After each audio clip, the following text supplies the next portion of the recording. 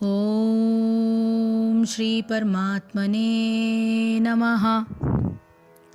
उसके फल से किसी प्रकार की संबंध नहीं रखकर जो कर्म किया जाता है वो कर्मयोग की श्रेणी में आता है।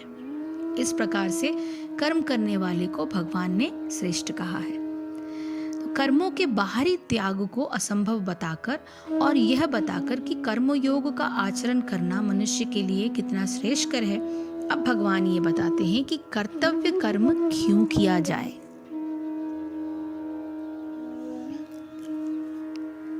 नियतं कुरु कर्म त्वं कर्म ज्यायः हि अकर्मणः शरीर यात्रा अपि च ते न प्रसिद्धयेत अकर्मणः। नियतम यानी नियत, कुरु यानी करो। सो नियतम कुरु कर्म त्वम कर्म जयायो यह कर्मण, अर्थात नियत कर्म, कर्तव्य कर्म, श्रेष्ठ कर्म, निश्चय ही अकर्मण यानी काम न करने की अपेक्षा। तो अपना नियत कर्म करो, क्योंकि कर्म न करने की अपेक्षा कर्म करना श्रेष्ठ है। कर्म के बिना तो शरीर निर्वाह भी नहीं हो सकता। तो ऐसे अनेक छद्मवेशी ध्यानी हैं जो अपने आप को उच्च कुलीन बताते हैं, तथा ऐसे बड़े बड़े व्यवसायी व्यक्ति हैं जो झूठा दिखावा करते हैं कि आध्यात्मिक जीवन में प्रगति करने के लिए उन्होंने सर्वस्व त्याग दिया। श्री कृष्ण ये नहीं चाहते कि अर्जुन मिथ्याचारी बने, अपितु वे चाहते थे कि अर्जुन क्षत्रिय के लिए निर्दिष्ट धर्म का पालन करे। अर्जुन गृहस्थ था और एक सेना नायक भी, अतः उसके लिए श्रेयस्कर था कि वो उसी रूप में गृहस्थ क्षत्रिय के लिए निर्दिष्ट धार्मिक कर्तव्यों का पालन करे। ऐसे कार्य से संसारी मनुष्य का हृदय क्रमशः विमल हो जाता है और वो भौतिक कल्मश से मुक्त हो जाता है। देह निर्वाह के लिए किए गए तथाकथित त्याग का अनुमोदन न तो भगवान करते हैं और न कोई धर्मशास्त्र। आखिर देह निर्वाह के लिए कुछ न कुछ तो करना होता है। अब भौतिकवादी वासनाओं की शुद्धि के बिना कर्म का मनमाने ढंग से त्याग करना ठीक नहीं। इस जगत का प्रत्येक व्यक्ति निश्चय ही प्रकृति पर प्रभुत्व जताने के लिए अर्थात इंद्रिय तृप्ति के लिए मलिन प्रवृत्ति से ग्रस्त रहता है। ऐसी दूषित प्रवृत्तियों को शुद्ध करने की आवश्यकता पड़ती है। नियत कर्मों द्वारा ऐसे किए बिना मनुष्य को चाहिए कि तथाकथित अध्यात्मवादी यानी योगी बने तथा सारा काम छोड़कर अन्यों पर जीवित रहने का प्रयास ना करे। यानी जो कर्म आपको दिए गए हैं करने के लिए, as a mother, as a father, as a child, वो कर्म क्या है उनको समझना और उनको करते रहना, लेकिन उन कर्मों को करते हुए उन कर्मों पर अपना अधिकार न जताना, यही इसका तात्पर्य है। अब कृष्ण कहते हैं, हे अर्जुन, यज्ञ अर्थात विष्णु के निमित्त किए हुए कर्म के सिवाय अन्य कर्म में लगा हुआ ही वो मनुष्य कर्मों द्वारा बंधता है। इसलिए हे अर्जुन, आसक्ति से रहित हुआ उस परमेश्वर के निमित्त कर्म का भली प्रकार आचरण कर। यानी वो जो भी कर्म तू कर वो हमेशा ईश्वर की भक्ति के अनुसार कर, ईश्वर की निर्दिष्टता के अनुसार कर। यह एक अत्यंत महत्वपूर्ण श्लोक है जिसमें यज्ञ का वर्णन आया है। यज्ञ के निमित्त किए गए कर्म वे हैं जो मनुष्य के लिए आवश्यक कर्तव्य है, उनको नियम पूर्वक किया जाए और उसका फल जो है भगवान को अर्पण किया जाए। साधारणतया यज्ञ से हवन रूपी क्रिया का बोध होता है। हवन में पहले अग्नि प्रज्वलित की जाती है, फिर उसमें आहुतियाँ दी जाती हैं और आहुति देने के पश्चात उन्हें भगवान को समर्पित किया जाता है। यदि कोई मनुष्य अपने आवश्यक कर्तव्यों को पवित्र कर्मों की अग्नि प्रज्वलित करके संपन्न करता है और उसका फल जो है भगवान को समर्पित कर देता है, इस प्रकार दैनिक कर्मों के रूप में किया गया कर्तव्य भी यज्ञ का ही रूप बन जाता है। इसलिए इस श्लोक में भगवान द्वारा यह कहा गया है कि इस प्रकार के यज्ञ के निमित्त जो कर्म सुख की आशा से नहीं वरन भगवान को समर्पण करने की इच्छा से और सब नियमों का पालन करते हुए किया जाता है, वह कर्म यज्ञ के लिए किया जाने वाला कहलाता है। भगवान का विष्णु रूप ही यज्ञ के रूप में प्रकट है। विष्णु रूप भगवान का वह रूप है जिससे सारी प्रजा का पालन होता है। अब यज्ञ की अनिवार्यता पर बल देते हुए आगे के श्लोकों में भगवान कहते हैं,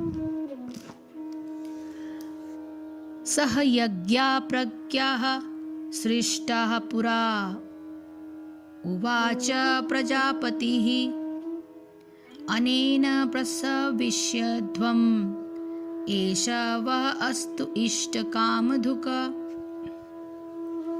सह यानी के साथ, यज्ञ यानी यज्ञों के साथ, प्रजा यानी संतति, संततियों, सृष्टा यानी रचकर, पुरा अर्थात प्राचीन काल में, उवाच यानी कहा गया, प्रजापति ही जीवों के स्वामी, अनेन इससे, प्रसविष्यध्वम् अधिकाधिक समृद्ध हो, एषः यह, वह यानी तुम्हारा, अस्तु होए, इष्ट समस्त वांछित वस्तुओं का कामधुक यानी प्रदाता। सृष्टि के प्रारंभ में समस्त प्राणियों के स्वामी विष्णु ने उनके लिए यज्ञ सहित मनुष्यों द्वारा तथा देवताओं की संततियों को रचा और उनसे कहा कि तुम इस यज्ञ से सुखी रहो, क्योंकि इसके करने से तुम्हें सुखपूर्वक रहने तथा मुक्ति प्राप्त करने में सहायता होगी और वो समस्त वांछित वस्तुएं तुम्हें प्राप्त हो सकेंगी। इसका तात्पर्य यह है कि प्राणियों के स्वामी यानी विष्णु द्वारा भौतिक सृष्टि की रचना बद्ध जीवों के लिए भगवत धाम वापस जाने का सुअवसर है। इस सृष्टि के सारे जीव प्रगति द्वारा बद्ध है, क्योंकि उन्होंने श्री भगवान विष्णु या कृष्ण के साथ अपने संबंध को भुला दिया है। इस शाश्वत संबंध को समझने में वैदिक नियम हमारे सहायता के लिए हैं। जैसा कि भगवत गीता में कहा गया है कि वैदेश्च सर्वैरहमेव वेद्यः, यानी भगवान का कथन है कि वेदों का उद्देश्य मुझे समझना है। वैदिक स्तुतियों में कहा गया है कि पतिम विश्वस्यातमेश्वरम, अतः जीवों के स्वामी श्री भगवान विष्णु हैं। तो इनको अनेक रूपों में पति कहा गया है, यानी स्वामी।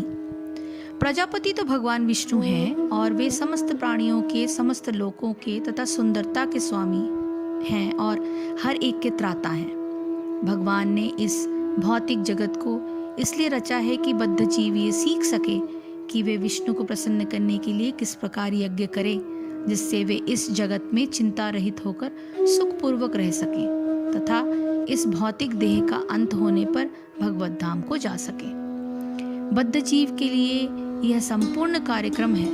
यज्ञ करने से बद्ध जीव क्रमशः कृष्णा भावना भावित होते हैं और सभी प्रकार से देवतुल्य बनते हैं। कलियुग में वैदिक शास्त्रों ने संकीर्तन यज्ञ यानी भगवान के नामों का कीर्तन का विधान किया है और इस दिव्य विधि का प्रवर्तन चैतन्य महाप्रभु द्वारा इस युग के समस्त लोगों के उद्धार के लिए किया गया है। संकीर्तन यज्ञ तथा कृष्ण भावनामृत में अच्छा तालमेल है। श्रीमद् भागवत में संकीर्तन यज्ञ के विशेष प्रसंग भी हैं। भगवान कृष्ण का अपने भक्त रूप चैतन्य महाप्रभु रूप में निम्न प्रकार के उल्लेख हुए हैं, जैसे कृष्ण वर्णम द्विषा कृष्णम सांगोपांगास्त्रपाद पार्षदम यज्ञे संकीर्तन प्रायेर यर्जन्ति ही सुमेधसः। इस कलयुग में जो लोग पर्याप्त बुद्धिमान हैं वे भगवान की उनके पार्षदों द्वारा संकीर्तन यज्ञ द्वारा पूजा करेंगे। वेदों में वर्णित अन्य यज्ञों को इस कली काल में कर पाना सहज नहीं, किंतु संकीर्तन यज्ञ सुगम है और सभी दृष्टि से अलौकिक है, जैसा कि भगवत गीता में संस्तुति की गई है। ओम श्री कृष्णाय नमः। ओम श्री वासुदेवाय नमः। ओम श्री कृष्णाय नमः। जय श्री कृष्ण। जय गुरुदेव।